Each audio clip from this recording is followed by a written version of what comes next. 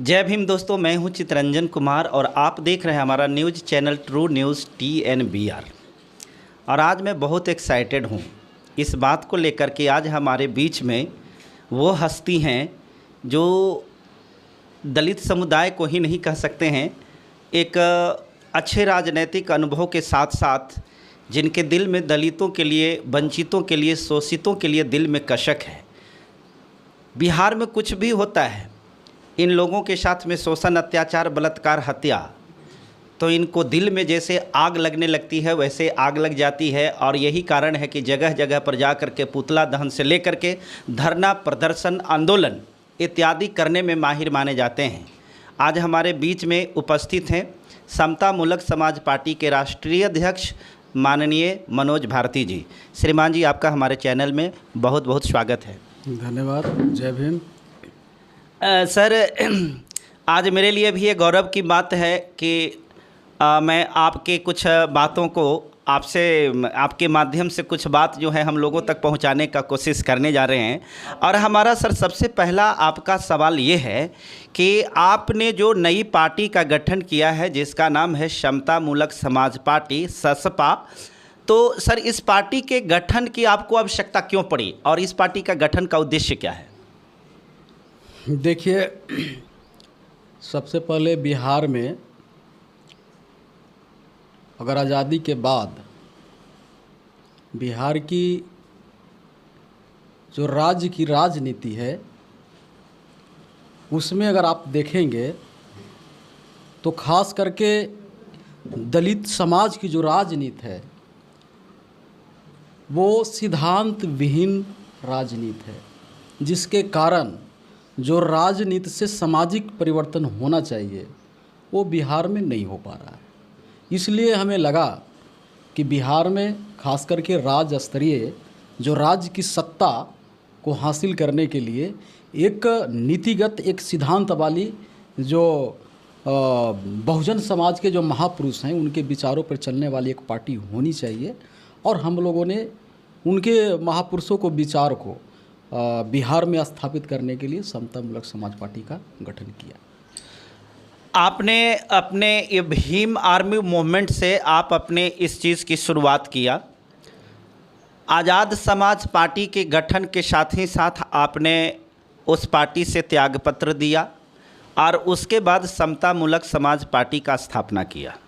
मेरा सवाल आपसे ये है कि आखिर भीम आर्मी के संस्थापक भी चंद्रशेखर आज़ाद रावण थे, आज़ाद समाज पार्टी के संस्थापक भी वही थे, तो आखिर इस पार्टी से आपको हट करके, मेरा कहने का मतलब आज़ाद समाज पार्टी से हट करके और आपने समता मूलक समाज पार्टी का स्थापना किया, इसका मतलब होता है कि आखिर कुछ न कुछ आपको चंद्रशेखर आज़ाद रावण जी के अंदर में कुछ ऐसी चीज़ को लगा जो आपको लगा कि इससे बिहार का कल्याण नहीं हो सकता। तो आपको ऐसा क्या दिखा? देखिए, भारत दुनिया का सबसे बड़ा लोकतांत्रिक देश है और लोकतांत्रिक शासन पद्धति में सभी क्षेत्र, सभी समुदायों, चाहे वो संस्कृति के आधार पर समुदाय हो, चाहे भाषा के आधार पे हो, चाहे रंग रूप पे हो, लोकतंत्र में सभी को प्रतिनिधित्व जो है सुनिश्चित होनी चाहिए। हमें लगा कि आज़ाद समाज पार्टी में वो चीज़ नहीं हो पा रहा है जो राज्य का कंसेप्ट जो भारतीय संविधान में है। तो राज्य के राजनीति तो राज्य के लोग करेंगे और राज्य के लोग राजनीति करेंगे तो पार्टी के अंदर भी राज्य की जो बॉडी होगी उसके अंदर राज्य के लोगों को नेतृत्व करना चाहिए। नेतृत्व करता मतलब ये नहीं होता है कि प्रदेश अध्यक्ष बना दिए तो ये नेतृत्व करने वाला, यानी वो अपने राज्य के अंदर में निर्णय लेने की उनके पास पावर, अथॉरिटी हो। वो ऐसा नहीं था। पार्टी के अंदर में बिहार के लोगों को निर्णय लेने के लिए राज्य हित में उनकी पावर नहीं दी गई, तो हमने स्वेच्छा से छोड़ दिया। कुछ लोगों का मानना है कि समता मूलक समाज पार्टी जो है भीम आर्मी के कन्वर्टेड पार्टी है, अर्थात जो लोग भीम आर्मी थे वही कन्वर्टेड होकर के समता मूलक समाज पार्टी में कन्वर्ट हो गए हैं। इस पर आप क्या कहेंगे? देखिए, भीम आर्मी से नीतिगत हम लोग के कोई लड़ाई नहीं है जी। हमारी लड़ाई है वो जो राज्य की कंसेप्ट है उस पर। तो जो इस राज्य के लोग हैं तो इस राज्य की सत्ता को कब्जा करने के लिए यहाँ के नेतृत्व के साथ होंगे। तो वो चाहे भीम आर्मी के हो चाहे अन्य पार्टी के लोग हों, वो जैसे जैसे हम लोग आगे बढ़ेंगे वो हमारे साथ आएंगे। लेकिन सारे लोग भीम आर्मी के ही हैं तो ऐसे तो ये भी कहा जाएगा कि भीम आर्मी ही हम लोगों को था, ये भी कहा जा सकता है। आप ये निर्णय आप ले सकते हैं कि भीम आर्मी से कन्वर्टेड हम लोग हैं या हम लोग से भीम आर्मी थी बिहार में, यही मेरा कहना है। सर ऐसा देखते हैं कि एक चीज़ तो हमें भी ऐसा महसूस होता है कि चूँकि आपका बिहार राज्य के राज्य स्तरीय पार्टी है, आपकी पार्टी राजकीय पार्टी है, और जहाँ कहीं भी किसी भी प्रकार की दलित लोगों के साथ में, वंचित लोगों के साथ में जुल्म, अत्याचार, शोषण होता है तो आप सड़क पर उतरने में, आंदोलन करने में कहीं से ही चकते नहीं हैं।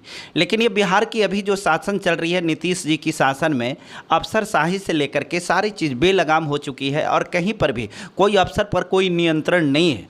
इस परिदृश्य में आपको न्याय दिलाना कितना चैलेंजिंग लगता है? देखिए, चैलेंजिंग तो इस रूप में और भी ज़्यादा और गंभीर हो जाता है जब समुदाय के नेता विधानसभा के अंदर में अत्याचार पे बोलने से डरते हों। देखिए, जो आरक्षण से लोग जीत के जा रहे हैं वो किसी पार्टी का प्रतिनिधित्व नहीं है, प्रतिनिधि नहीं है, बल्कि प्रथम वो पूरे दलित समुदाय का वो प्रतिनिधित्व के रूप में जाते हैं। लेकिन कहीं न कहीं वहाँ जाने के बाद वो पार्टी के दबाव में, वो पार्टी के एजेंडे पे काम करते हैं, समाज से भटक जाते हैं। तो पहला जो लड़ाई जो विधानसभा के अंदर में है वो शून्य हो गई। तो एक ही लाइन बचता है कि अब सड़क पे, क्योंकि लोकतंत्र में विधानसभा को, लोकसभा को नियंत्रण करने के लिए रोड पे यानी संघर्ष करने की आज़ादी मिली है। तो संघर्ष हम लोग करते हैं। लेकिन जो आप सवाल पूछ रहे हैं, अफसरशाही का ये जो राज है ना, उसमें हम लोग को बहुत कठिनाई का सामना करना पड़ता है। चूँकि पदाधिकारी के पास जो नीतीश कुमार ने जो अधिकार दिया है, ये सरकारी काम में बाधा, एक तरह से हमारा जो मौलिक अधिकार है ना, उसको छीनने के लिए एक कानून बनाई गई है। हम इस पे आवाज़ उठाने वाले हैं, हम सरकार से मांग करने वाले हैं कि अगर लोकतंत्र को ज़िंदा रखना चाहते हैं तो इस एक्ट को हटाना होगा, है ना। तो बहुत कठिनाई हो रही है, लेकिन फिर भी समाज जो है ना, समाज एकदम जुल्म शोषण के खिलाफ लड़ने के लिए तैयार हैं, एग्रेसिव हैं, और हद तक, यहाँ तक कि सरकार से दो हाथ लोकतांत्रिक तरीके से करने के लिए तैयार है। यही सबसे बड़ी ताकत है कि जन समर्थन हम लोग के साथ है। बिहार में सर कुल 39 गो जिले हैं। अभी तक आपका विस्तार कितना जिला में हुआ है? देखिए, हम लोग अभी 18 जिला में हम लोगों ने विस्तार किया है। और चूँकि चरणबाई हम लोग काम करेंगे, चूँकि जब तक संगठन को आप नहीं बनाएंगे तो सिर्फ हो हल्ला करने से समाज की हित की लड़ाई आप नहीं लड़ सकते। और कुछ चंद जो मनुवादी मीडिया है उनको पर भी आप जाके आप अपने हित की लड़ाई नहीं लड़ सकते। लोकप्रियता बढ़ सकती है पर समाज को जो मूल लड़ाई है वो नहीं लड़ सकते, ठीक ना। तो हम लोग जो है संगठन को नीचे तक काम करने के लिए चरणबाई हम लोग काम करेंगे। पहले दक्षिणी बिहार हम लोग करेंगे, क्योंकि अभी बाढ़ का समय होता है। जो हम लोग पार्टी जो बनाए हैं, तो पार्टी बनाए में सबसे जो प्राथमिकता ये परेशानी आ रही है कि उत्तरी बिहार बाढ़ के क्षेत्र है, तो हम लोग दक्षिणी बिहार में लगे हुए हैं। जैसे दक्षिणी बिहार काम पूरा हो जाएगा, उधर बाढ़ भी समाप्त हो जाएगी, तो हम लोग उधर लगेंगे। ये बिहार में जिस जगह को आपने राजनीति के लिए चुना है, यहाँ पर दलितों की पार्टी या अनुसूचित जाति की पार्टियां के रूप में अगर हम बात करें तो सबसे पुरानी पार्टी बहुजन समाज पार्टी भी है, लोक जनशक्ति पार्टी भी है, उसके बाद जीतन राम मांझी जी की पार्टी हम भी है, आज़ाद समाज पार्टी भी है, उसके बाद आपकी पार्टी है। ये सारे पार्टी जो हैं दलित की ही पार्टियां हैं। आपको नहीं लगता है कि फील्ड में जब काम करते हैं तो काम करने में बहुत मुश्किल आता होगा, चूँकि ये सारे जगह पर अपने लोग ही हैं, वो अपने लोगों को ही इधर से उधर शिफ्ट करना होता है? देखिए, लोकतंत्र हैं तो पार्टियां भी होगी, लेकिन मुख्यतः जो लोग जुड़ते हैं वो सिद्धांतों के आधार पे जुड़ते हैं कि किनकी सिद्धांत जो है तथ्य है और संविधान सम्मत है। दलित पार्टियां अगर आप बिहार को कहते हैं तो हमें तो नहीं लगता है कि वो दलित पार्टी हैं। चाहे लोक जनशक्ति पार्टी हो, चाहे जीतन राम मांझी जी का पार्टी हो, जो हमारे पास उदाहरण है तत्काल में आप देखेंगे लोकसभा के चुनाव में, तो माननीय रामविलास पासवान जी की पार्टी है, तो यानी भाई और बेटा ये 3-4 टिकट जहाँ मिल गई, चाहे तो बीजेपी से मिल गया तो गठबंधन वहाँ, अगर कांग्रेस से मिलेगी तो गठबंधन वहाँ। यानी अगर संपूर्ण एक जाति के बारे में भी अगर सोचते तो हम मानते, दलित की तो बात छोड़ दीजिए, तो एक घरेलू पार्टी है। जीतन राम मांझी जी का भी वही हाल है, उनका दामाद, बेटा, समधीन और अपने, अगर जहाँ मिल गया, लालू जी अगर दे दिए तो गठबंधन वहाँ, अगर लालू जी नहीं दिए, नीतीश जी दिए तो गठबंधन वहाँ। तो हमको नहीं लगता है कि संपूर्ण दलित के बारे में भी वो सोचते हैं। वो अपने परिवार के सिर्फ विधानसभा, विधान परिषद में भेजने के लिए जो तैयार है गठबंधन वही है, यानी उनका सोच अपने परिवार तक है। तो हमको नहीं लगता है कि वो दलित के बारे में वो सोचते हैं। बाकी रही बहुजन समाज पार्टी और आज़ाद समाज पार्टी, तो भारतीय संविधान को आप देखेंगे तो जो राजकीय पार्टी है या राज्य के हिसाब से जिनके नेता लड़ाई लड़ते हैं तो वो राज्य के नेता हो सकते हैं, दूसरे राज्य का नहीं हो सकते हैं।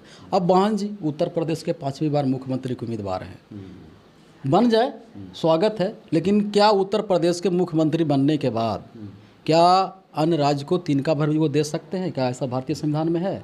नहीं है। तो उत्तर प्रदेश के वो नेता हैं। चंद्रशेखर जी का भी लड़ाई है, वो लड़ाई है उत्तर प्रदेश के मुख्यमंत्री का। तो उत्तर प्रदेश के मुख्यमंत्री बन के बिहार के लोगों को भला कैसे करेंगे? ये नहीं कर सकते। तो अगर वो उत्तर प्रदेश के मुख्यमंत्री पाना चाहते हैं, यानी उत्तर प्रदेश के विधानसभा पे वो बहुजनों के हित को लेकर कब्जा करना चाहते हैं, तो मेरे के यहाँ भी तो है बिहार में विधानसभा, जहाँ विधि व्यवस्था बिहार की इस विधानसभा से चलती है, तो मैं यहाँ कब्जा करूँगा। तो वो तो बाहरी पार्टी है। बाकी 2 दलित पार्टी है, वो दलित पार्टी है भी नहीं, परिवार की पार्टी है। इसलिए हमें लगा कि कम से कम एक अंबेडकर के विचारधारा, जो हमारे भारतीय संविधान के निर्माता हैं भारत रत्न बाबा साहेब भीमराव अम्बेडकर जी, उनके सिद्धांतों को झंडा बुलंद करने वाला एक बिहार में पार्टी होना चाहिए। इसलिए हम लोगों ने समतामूलक समाज पार्टी का निर्माण किया। राजनीतिक विश्लेषक जो हैं, बहुत से राजनीतिक विश्लेषक जो हैं, वो विश्लेषण करने के बाद ऐसा बताते हैं कि अगर यहाँ जितनी भी अनुसूचित जाति, चूँकि दलित की पार्टियाँ कहना तो सही में कहेंगे कि दलित की पार्टियाँ कहना तो बड़ा अनुचित लगेगा, चूँकि कोई दलित तो उसके संस्थापक तो कोई दलित अब हैं ही नहीं। तो अनुसूचित जाति की पार्टियां हम कह सकते हैं कि जितनी भी अनुसूचित जाति की पार्टियां बिहार में हैं, वो सारे अगर एक मंच पर आ जाते हैं तो बिहार में हमेशा हमेशा के लिए समझिए कि ये सत्ता पर आसीन यही हो सकते हैं। तो आपको क्या ऐसा लगता है कि हाँ वास्तव में ऐसा समीकरण बनेगा तो ऐसा हो सकता है? और अगर इस प्रकार की बात सही है तो क्या आप इसमें सहमत हैं? देखिए, पार्टी लोग से बनती है, लोकतंत्र है। पार्टी आए या नहीं आए, पर लोग जरूर एक होंगे। जो यहाँ दलित समुदाय के जो लोग हैं वो एक जरूर होंगे, और हम लोग इनको एक करने के लिए एड़ी चोटी एक लगाए हुए हैं। पार्टी एक हो या ना हो, पार्टी तो हमसे है, हमारी ही पार्टी चल रही है, तो हम तो लोगों के ऊपर पार्टी हमारी चल रही है और चलेगी भी। क्योंकि जब तक लोग हमारे साथ नहीं होंगे, वोट नहीं देंगे, तो फिर हम सत्ता पर कैसे कब्जा होंगे? तो यहाँ के जो दल हैं वो तो दल परिवार के हैं, वो एक होंगे नहीं, क्योंकि उनकी चिंता राज और राज्य के बीच में जो शेड्यूल कास्ट की समुदाय है उसके लिए नहीं है। और इतनी बेलगाम ये हत्याएं हो रही है, बलात्कार हो रहा है, कितने विधानसभा में हंगामा हुआ। अगर दलित के हितैषी लोग होते तो बिहार विधानसभा जो ये चला, मानसून सत्र नहीं चल पाता, जैसे आज लोकसभा नहीं चल रहा है कि कृषि बिल पे और भी विभिन्न प्रकार के मुद्दों पे, तो दलित मुद्दे पर नहीं चलता। तो बलि के बकरे जैसे दलितों को काटा जा रहा है, मारा जा रहा है, कोई बोलने वाला नहीं है। तो हम लोग जो बाबा साहब के नीति सिद्धांत को मानते हैं या जो नहीं जान रहे हैं, उनको हम बाबा साहब के बारे में बताएंगे, और सारे नीतिगत लोगों से हम लोग एक करके और यहाँ हम लोग जो है बिहार के सत्ता को कब्जा करने का काम करेंगे और संचालित करके बता देंगे कि यहाँ के दलित में भी सत्ता संचालन करने की क्षमता है। आज जो ये गांव में आए हुए हैं, इस गांव का ये धराउत में सर आज आप उपस्थित हैं, यहाँ किस मकसद को, किस बात को लेकर के आप यहाँ का कैंपेन किए हैं? देखिए, धराउत गांव जो है ये एक ऐतिहासिक गांव है। पुरातत्व विभाग, भारत सरकार और बिहार सरकार भी इनके जो गजट है उसमें वर्णित है कि यहाँ बुद्ध भगवान का या बुद्ध यानी बौद्धकालीन बुद्ध भगवान बौद्धकालीन शासन, ये दोनों से जुड़ा हुआ बहुत से अवशेष मिले हैं और सैकड़ों एकड़ ज़मीन तालाब यहाँ हैं, जिसके लिए जो 2010 में जिनकी सरकार रही है सेंट्रल का, उन्होंने बड़ी आवंटित भी यहाँ राशि आवंटित किया था एक पर्यटक स्थल यानी बुद्ध भगवान से जुड़ा हुआ पर्यटक स्थल यहाँ बनाने के लिए। लेकिन बीच में कौन सी परिस्थिति आई जो आज तक वो पैसा जो है यहाँ यूज नहीं हुआ, जिससे यहाँ के लोगों को जो हज़ारों मानो पर्यटक स्थल यहाँ विकसित होता तो यहाँ खास करके ये बस्ती में दलित समुदाय की बहुलता है ना, उन लोगों को यहाँ नौकरियाँ मिलती, रोज़गार मिलता। लेकिन पर्यटन स्थल विकसित ना होने से लोग बेरोजगार हैं, आज गुजरात पंजाब जाने पर मजबूर है। तो इसलिए हम लोग यहाँ आए हैं और इसको हम लोग चैलेंज के रूप में ले रहे हैं कि सरकार से बनवा के रहेंगे, क्योंकि ये मामला रोजगार से जुड़ा हुआ है और इतिहास से भी जुड़ा हुआ है, क्योंकि इतिहास से ही लोगों में प्रेरणा मिलती है, प्रेरणा से सामाजिक परिवर्तन आता है। जी, अब हम आखिरी प्रश्न की ओर बढ़ रहे हैं और हम देख रहे हैं कि अभी तो अपने बिहार विधानसभा के चुनाव में काफ़ी वक्त है और आपका कैंपेन और आपके जो टीम लीडर्स, टीम के जो वर्कर्स हैं, जो आपके वर्किंग कमेटी हैं, उनके जज्बा को मैं देखता हूं और उनके काम करने का तरीका को देखता हूं, तो मुझे लगता है कि आप बिहार में बहुत अच्छा कर रहे हैं। जैसा कि हमने आपके और लोगों का इंटरव्यू भी किया है, तो उनके अंदर की जो हम जोश को देखा है और काम जो कर रहे हैं जिस रूप में, तो हमें लग रहा है, फिर भी हमें लग रहा है कि अभी वक्त है, बहुत जल्दीबाजी तो ना करेंगे, लेकिन फिर भी हम अगर एक अनुमान लेना चाहें तो क्या हम इस बात को कह सकते हैं कि 2025 में जो बिहार विधानसभा की चुनाव होगी, तो क्या हम आपसे अपेक्षा रख सकते हैं कि बिहार में आप कुछ सदस्य देंगे? 2025 का जो चुनाव होगा बिहार का जी, वो ऐतिहासिक चुनाव होगा जी, और अम्बेडकरवाद की आवाज़ या झंडा 2025 के चुनाव में बिहार में लहराई जाएगी। और निश्चित मान के चलिए जिस तरह से लोगों का उत्साह है, अम्बेडकरवाद की झंडा बुलंद होगी 2025 में। अम्बेडकरवाद की ही झंडा बुलंद होगी कि समतामूलक समाज पार्टी की झंडा भी बुलंद होगी? समतामूलक मतलब वही है, समतामूलक के मतलब है जैसे जितनी भी पार्टियां हैं, बाबा साहब के बिना किसी की राजनीति पूरा होती ही नहीं है। चाहे तो वो बीजेपी से लेकर के कोई भी पार्टी को सर उठा लीजिए, तो सारे लोग बिना अंबेडकर साहब के राजनीति कोई नहीं करते हैं। तो आज के परिप्रेक्ष्य में सब कोई कहते हैं कि हम अम्बेडकरवाद हैं, तो अम्बेडकरवाद का झंडा सर अब तो बुलंद पहले से भी बहुत काफ़ी, धीरे धीरे करके 4 साल अभी समय बाकी है, तो ये हमें पता है कि बहुत बुलंद हो जाएगा। लेकिन मैं आपकी झंडा की बात करना चाह रहा हूँ कि आपकी झंडा कितनी बुलंद होगी? देखिए, हम अम्बेडकरवाद के नीचे ही हमारा झंडा है जी, और जितने लोग बाबा साहब को उपयोग कर रहे हैं सिर्फ वोट लेने के लिए, उनके विचारधारा को ज़मीन पे लागू करने के लिए नहीं, पर हम लोग बाबा साहब को जो सपना है वो सपना को लागू करने के लिए हम लोग लड़ेंगे। और मैं उस दृष्टिकोण से मैं आपको बोल रहा हूँ कि 25 में बाबा साहब की झंडा दिखेगी, ज़मीन पे दिखेगी, सत्ता में दिखेगा, वोट लेने के लिए नहीं। आपके लोग बिहार विधानसभा में दिखेंगे कि नहीं? एकदम दिखेंगे, एकदम दिखेंगे। और जो बिहार की जो सत्ता होगी जी, वो समतामूलक समाज पार्टी के ही हिसाब से चलेगी। बहुत बहुत धन्यवाद सर। मित्रों, आप देख रहे थे, हमारे बीच में उपस्थित थे ये समतामूलक समाज पार्टी के राष्ट्रीय अध्यक्ष माननीय मनोज भारती जी को आप सुन रहे थे। इन्होंने बेबाकी से अपनी सारी बातों को रखा, इन्होंने क्या उद्देश्य की पूर्ति के लिए पार्टी की स्थापना किया, इन सारी बातों को आपने सुना। और इसके साथ ही मैं आज के इस कार्यक्रम को समाप्त कर रहा हूं। इसी प्रकार के वीडियो को देखने के लिए आप हमारे चैनल को अगर पहली बार देख रहे हैं तो ज़रूर सब्सक्राइब कीजिएगा, और हम ऐसे ही आपके दलित मुद्दा से लेकर के राजनीतिक गतिविधि के वीडियो आपके बीच तक पहुंचाते रहेंगे। आप हमारे वीडियो को देखें, इसके लिए बहुत बहुत धन्यवाद। जय भीम, जय भारत।